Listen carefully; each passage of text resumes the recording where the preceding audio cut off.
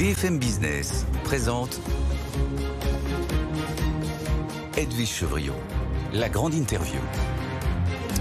Bonsoir à tous, bienvenue dans la grande interview. Ce soir, notre invitée, c'est Marie-Lise Léon. Elle est secrétaire générale de la CFDT. Bonjour ou bonsoir Marie-Lise Léon. Bonsoir. Merci d'être avec nous, surtout que vous avez une actualité très chargée, actualité sociale, notamment autour de ce fameux accord sur la nouvelle convention assurance chômage. Donc là, vous sortez de votre bureau national, il n'y a pas un suspense monstrueux.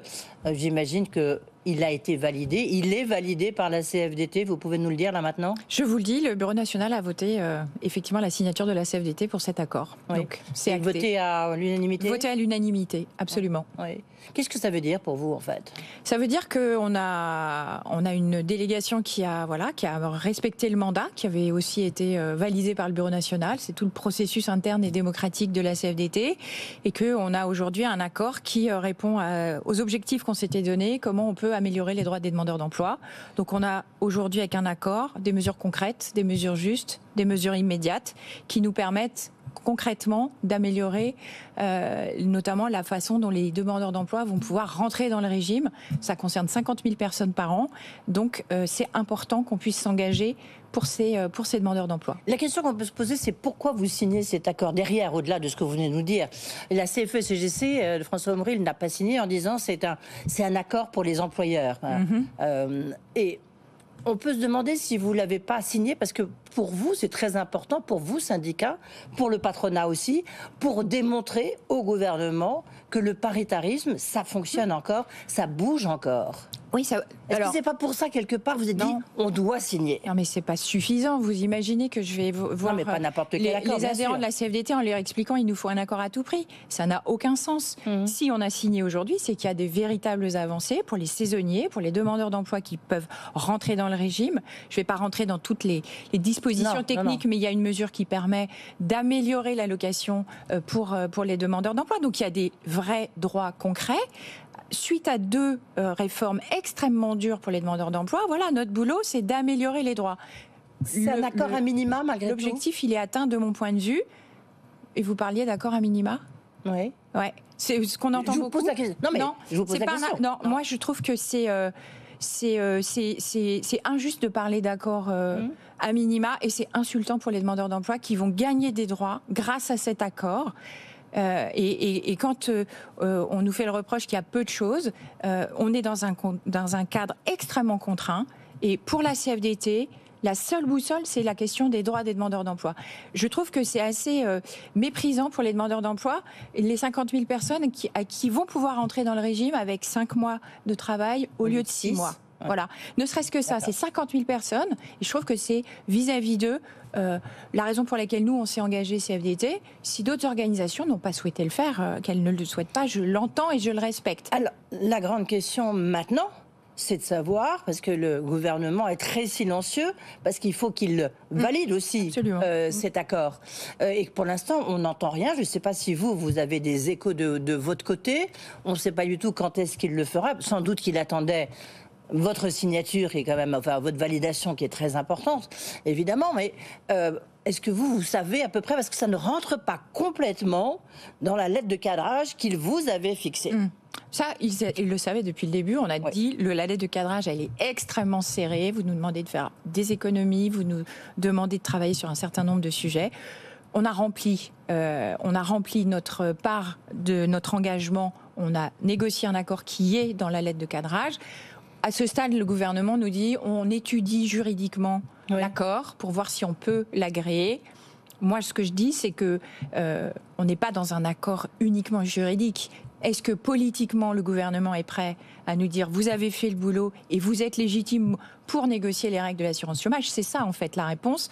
Si le gouvernement agrée, c'est qu'il respecte les partenaires sociaux. S'il ne le fait pas, c'est qu'il a une autre vision. Et là, on rentrera dans un autre débat. Mais justement, on rentrera dans quoi ?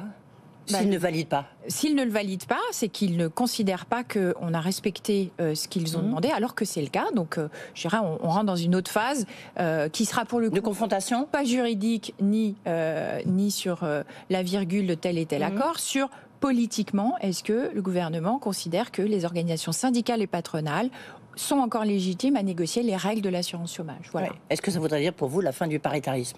Ça peut mettre un sacré coin au paritarisme, on verra. Moi, je suis pas... Voilà, je fais pas de politique fiction et je pense qu'il y a tout dans l'accord pour qu'il puisse être agréé par le gouvernement. Oui, c'est le message en tous les cas que vous leur envoyez là.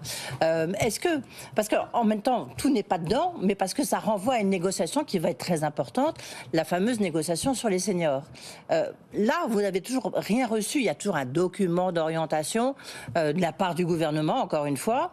Vous n'avez rien reçu pour l'instant, on est bien d'accord. On nous a dit que c'est une question de minutes, donc peut-être qu'il est arrivé depuis que je suis sur le plateau. C'était fin octobre, là on est quand même mi-novembre. On l'aura d'ici la fin de la semaine, donc c'est effectivement une lettre d'orientation où le gouvernement nous invite à traiter un certain nombre de sujets. C'est une négociation qui va être sur beaucoup de sujets, la question de l'emploi des seniors, la question des parcours professionnels, comment on aborde l'enjeu majeur des reconversions professionnelles, de la prise en compte de la pénibilité, la façon du temps tout au long de la vie, des enjeux qui parlent aux salariés et qui sont, de mon point de vue, exactement dans la lignée de tout ce que les salariés, les personnes qui étaient mobilisées, les agents des fonctions publiques au moment de la réforme des retraites, pour nous dire on veut parler du travail. Donc c'est une négociation qui est extrêmement importante. Il faut que le document arrive très vite et qu'on puisse ouvrir ces discussions le plus rapidement possible. Mais il faut quand même que vous l'étudiez. Vous savez déjà ce qu'il y a dedans. On a eu quelques infos. Oui. On va bien entendu prendre le temps de l'étudier. L'idée, c'est que ce soit un document d'orientation qui ait des grandes lignes. Voilà. Si on a toutes les marges de manœuvre pour pouvoir négocier, on va pouvoir se mettre au travail. Est-ce qu'il ne faut pas, là aussi, une espèce d'arlésienne, mais c'est un peu le problème avec le social, c'est qu'il y a toujours un peu des arlésiennes, mais quand même on avance. Est-ce qu'il faut changer la gouvernance de l'UNEDIC ? Oui, il faut changer la gouvernance de l'UNEDIC. Mais comment ? D'abord, les lois de cadrage, est-ce que c'est encore supportable ? Les documents de cadrage tels que on a commencé la discussion là-dessus. Effectivement, non, ça n'est pas tenable. En fait, les choses sont tellement cadrées pour le coup. Nous, on dit c'est corseté. On explique aux organisations syndicales et patronales ce qu'elles doivent respecter comme trajectoire financière, les économies qu'elles doivent faire chaque année et l'ensemble des leviers qu'elles doivent travailler pour atteindre les objectifs. Donc, en fait, on nous explique tout ce qu'il faut négocier et comment le négocier. Donc ça, c'est pas possible. Oui. C'est pas possible. C'est très scolaire. C'est scolaire, mais c'est surtout, moi je pense que c'est surtout un manque de confiance. C'est-à-dire qu'on explique aux partenaires sociaux ce qu'ils doivent faire et négocier, comme si on n'était pas capable, nous, de réfléchir et d'avoir une bonne connaissance de ce qui se passe dans les entreprises, les administrations, et la façon dont aussi les chômeurs vivent le chômage. Et derrière tous ces chiffres, en fait, c'est des situations individuelles extrêmement, souvent douloureuses, extrêmement difficiles, qu'il faut pouvoir tenir compte. Et c'est toute la plus-value aussi de notre connaissance du monde du travail qui est utile dans ces négociations. De quelle arme vous disposez à la tête de la CFDT, premier syndicat français ? Vous me direz, vous avez une voix qui porte, Marie-Lise Léon, mais de quelle arme vous disposez si jamais le gouvernement ne vous entend pas ? Alors, sur la question de l'évolution de l'assurance chômage, nous, on est prêts à ouvrir la discussion et de voir comment on revoit les règles, comment on fait en sorte qu'on négocie différemment. Voilà. Moi, j'ai une boussole. C'est la question des droits des demandeurs d'emploi, les droits des travailleurs. Moi, je pense que les organisations syndicales, elles ont leur mot à dire sur ces règles-là. Les employeurs également. L'État peut aussi avoir son mot à dire. Donc moi, je suis ouverte à ce qu'on puisse discuter d'une nouvelle gouvernance. Mais j'ai aussi un principe, c'est que si on donne une place aux organisations syndicales, c'est pas un strapontin. C'est-à-dire qu'il faut que, si on est là, c'est qu'on a une responsabilité et qu'on peut décider de certaines de choses. Donc c'est tout l'enjeu des discussions qui devraient démarrer probablement début d'année 2024. Est-ce que vous avez le sentiment que le MEDEF, enfin, il y a 3 syndicats patronaux, il y a l'UDP évidemment et la CPME, est-ce qu'ils sont avec vous derrière, dans ce combat un tout petit peu face au gouvernement sur le paritarisme, sur les négociations, les accords ? Tous les signataires de l'accord sont convaincus de l'utilité du paritarisme, y compris ceux qui n'ont pas signé pour des raisons diverses et variées. Mais je pense que oui, on a des organisations syndicales et patronales aujourd'hui qui sont convaincus que ça a une utilité. que ça doit évoluer, mais qu'il ne faut pas faire n'importe quoi. Est-ce que dans une interview de chez nos confrères Les Échos, vous avez parlé de normalisation des relations avec le gouvernement après, évidemment, cette réforme des retraites, ce bras de fer très très dur qu'il y a eu entre Laurent Berger, qui s'est ouvertement, très fortement mobilisé contre cette réforme. Est-ce que c'est le fait que maintenant vous soyez à la tête de la CFDT, c'est une manière de montrer, allez, on ne fait pas table rase évidemment du passé, mais vous montrez un signe d'apaisement vis-à-vis du gouvernement? Non, c'est pas une question de changement de secrétaire général. On est dans la continuité. La transition se fait de façon extrêmement apaisée dans la CFDT. Bien sûr, mais vous voyez, c'est le hasard du calendrier humaine. veut qu'on change on a changé de secrétaire général au moment où il y avait cette question la question du travail qui était un enjeu très fort pour les salariés qui nous disaient 64 ans, je ne vais pas tenir, je ne peux pas continuer de travailler jusqu'à cet âge-là. Là, on rentre dans une phase où justement, on va enfin parler du travail. On n'est pas dans la question n'est pas tellement de dire c'est normalisé, pas normalisé. On renoue le dialogue. On l'a fait dans le cadre de la conférence sociale mi-octobre avec la Première ministre. On a évoqué les questions salariales qui sont le sujet on va y venir, premier. Ouais. Je ne fais pas un déplacement sans qu'on me dise Marie-Lise, pouvoir d'achat. La question c'est le pouvoir d'achat, bouclage des fins de mois. Donc voilà, après on a aussi négocié sur l'Agirc Arrco. Le gouvernement nous a quand même expliqué qu'ils aimeraient bien ponctionner. Donc, dans ces relations, moi, je suis ouverte au dialogue, mais j'attends que tout le monde joue carte sur table et soit dans la sincérité et la loyauté. On va parler du chômage qui malheureusement est reparti. Vous nous direz comment est-ce que pour vous c'est juste, ça fait 2 fois de suite, mais est-ce que c'est une inversion de la courbe? Mais une question justement sur la question de l'Agirc Arrco, le feuilleton il est terminé ou pas? Parce qu'Elisabeth Borne elle a dit ok. On arrête, mais on voit bien qu'il y en a d'autres dans le gouvernement qui disent non, pas du tout. Donc, moi, j'écoute Elisabeth Borne, c'est la responsable, c'est la chef du gouvernement. Elle nous a dit ok, on a entendu, vous avez négocié un accord, on attendait une possibilité de ce qu'on appelle solidarité entre les régimes, complémentaires et régime général. Elle nous a dit ok, on en reste là.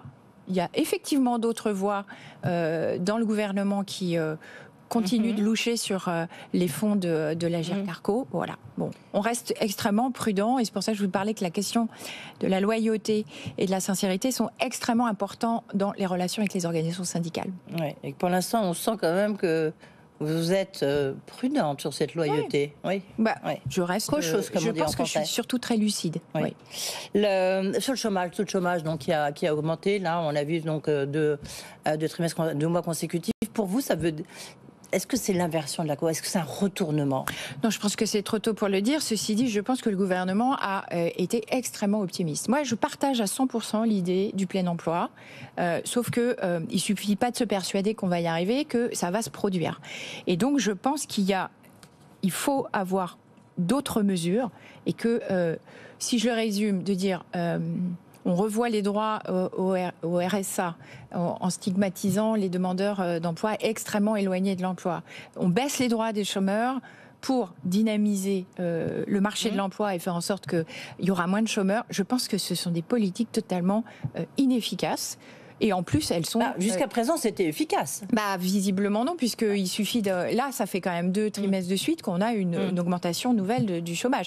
Au-delà de ça, quand je parle des prévisions extrêmement optimistes du gouvernement, oui, je suis inquiète parce qu'en fait, ils ont basé le projet de budget et les finances publiques sur des hypothèses extrêmement optimiste, et c'est pas faute d'avoir été alerté par notamment des économistes qui disaient vous êtes quand même extrêmement optimiste. Donc l'objectif du plein emploi du président de la République à l'issue de son quinquennat, 2e quinquennat, pour vous, ça vous paraît irréaliste? Ça me semble un objectif que je partage. Je doute que l'ensemble des politiques soient déployées pour pouvoir l'atteindre. Je m'explique. On n'a pas de politique jeune. On sait qu'il y a une réforme de l'apprentissage, accès à l'emploi via l'apprentissage. C'est extrêmement intéressant. Or, on se rend compte qu'il y a quand même pas mal d'effets d'aubaine, notamment sur des formations supérieures. Et quand on regarde les résultats de l'insertion dans l'emploi ça répond pas forcément à l'apprentissage. C'est pas un job au bout à 100% pour à tous les coups pour les jeunes. On a un enjeu majeur sur la question des seniors. Donc la balle va nous être renvoyée. Mais voilà. Mais le sujet étant que avant même de poser l'ensemble de ces sujets, on nous a dit qu'il faut travailler jusqu'à 64 ans. Ça me semble encore une fois avoir pris les choses à l'envers. Encore 3 questions très importantes, mais il nous reste 3 minutes. Donc, vous voyez, Marie-Lise Long, c'est important d'aller peut-être vite, malheureusement, sur la question des rémunérations. Est-ce que vous estimez quand même que les entreprises, elles ont joué le jeu ? Parce que quand on regarde les hausses de salaire, en fait, il y a des hausses de salaire. Je vais vous dire oui et non. Ça dépend des entreprises, ça dépend des secteurs d'activité. Il y a des négociations de branches qui ont permis d'obtenir des belles augmentations de salaire. Je pense à la sécurité privée ou encore à tout ce qui est téléconseiller, agent d'accueil. Là, il y a eu des avancées. Il y a encore des branches dans lesquelles c'est totalement bloqué. Les employeurs ne veulent pas avancer. Je pense aux laboratoires médicaux où là, on a des éléments de blocage. Dans les entreprises, c'est pareil. On peut obtenir des avancées extrêmement conséquentes en fonction ça dépend aussi de la santé des entreprises. Donc c'est difficile de le regarder uniquement avec un projecteur très large. Il faut vraiment regarder ce qui se passe par secteur, par entreprise. En tout cas, c'est le sujet numéro 1 pour les travailleurs, et notamment ceux qui n'ont pas connu, qui n'ont pas eu d'augmentation. Je pense aussi aux agents des fonctions publiques, à qui on a dit pendant 5 ans, gel du point d'indice, une augmentation de 1,5 mi-23. Et là, ce qui se profile, c'est année blanche pour 2024. Pour la CFDT, c'est hors de question. C'est net, c'est pas possible. Non, c'est pas possible. C'est pas possible. Vous avez une inflation des prix de l'alimentation de 22% en 2 ans. C'est pas tenable. C'est pas possible. Oui. Il y a d'autres formes de rémunération. Oui, mais les salaires, ça reste quand même l'élément central. Oui, surtout pour les fonctionnaires. Sur la question de la transition écologique, rapidement, vous avez justement validé un l'accord, et là, vous avez validé un manifeste aussi de la CFDT. La position, c'est quoi ? Est-ce que vous avez le sentiment qu'on va dans le bon sens, que la France est quand même un bon élève ou pas ? Bon élève, je ne suis pas là pour distribuer les bons points ou les mauvais points. Il y a des choses qui sont faites. Le problème, c'est que ça ne va pas du tout suffisamment vite. Il y a encore une décision sur les glyphosates de dire on reporte de 10 ans. C'est une très mauvaise décision parce qu'on va avoir continuellement des renoncements politiques, de dire il faut que le monde de l'économie et l'entreprise s'adaptent. Moi, mon travail de responsable syndical, c'est de faire en sorte que les salariés ils soient acteurs de ces transformations. Ça va impacter les métiers, ça va impacter les emplois, le travail. Et donc, pour pas qu'ils restent sur le carreau et qu'il y ait de la casse sociale, c'est à nous, syndicats, aussi de porter cette ambition. C'est ce qu'on a fait dans notre manifeste. Et l'idée est de dire qu'il n'y a pas de transition écologique juste sans implication des salariés. Et ils sont partants pour pouvoir y participer à condition qu'on l'anticipe et qu'on ne refasse pas le coup continuellement du glyphosate, de dire pour des questions d'emploi, on peut pas, il faut reporter 10 ans. C'est une extrême mauvaise décision. Oui. Très très rapidement, si Guillaume Paul le permet, sur la loi sur l'immigration, il y a un texte qui est sorti du Sénat. On a appris là que certainement du gouvernement allait peut-être le réécrire. Vous avez tweeté d'une manière très violente en disant il faut un sursaut collectif, c'est inacceptable, le texte du Sénat. Absolument. C'est un projet, le projet de la honte. Moi, je le qualifie comme tel. Ce qui est sorti du Sénat, c'est un projet de la honte parce que on touche à des fondamentaux d'humanisme, la façon dont on doit accueillir ces personnes et la façon dont elles doivent, y compris avoir recours à l'aide médicale d'État, et la façon dont on traite aujourd'hui les travailleurs sans papier est inacceptable. Elle doit pouvoir évoluer. Et le texte va à l'inverse. Donc, il faut absolument qu'il puisse évoluer. Merci beaucoup. Merci beaucoup. Merci Marie-Lise Léon d'avoir été avec nous, secrétaire générale de la CFDT, donc qui valide cet accord. C'était la nouvelle attendue ce soir. Cet accord sur l'assurance chômage. Reste à savoir ce que va faire le gouvernement.